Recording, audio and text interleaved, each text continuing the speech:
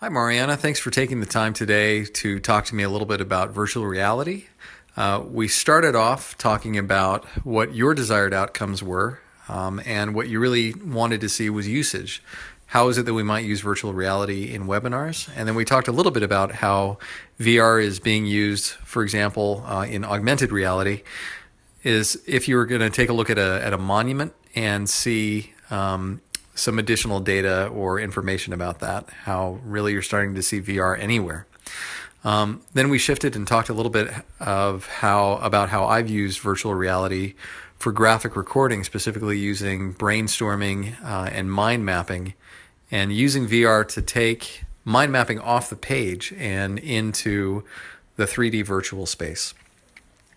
We shifted and we talked a little bit about how we might be able to use virtual reality to have people practice public speaking and facilitation, where you would have a learner wearing the VR goggles, seeing a virtual audience or virtual participants, possibly enhanced by one or two real participants, but otherwise practicing their public speaking and facilitation skills.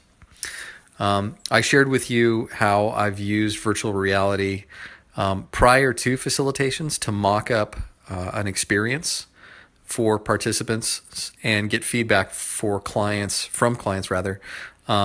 prior to spending a whole lot of time doing materials development and going into an engagement.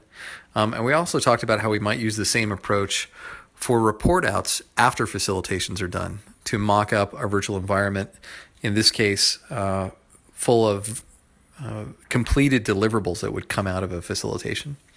And we talked about how we might use those same virtual report outs with some of the MAFN workshops that take place in person. Finally, we talked about, with regards to MAFN, how we might use VR for mentoring and in mentoring opportunities, both in and out of VR. Thanks a lot for your time, and I look forward to working with you.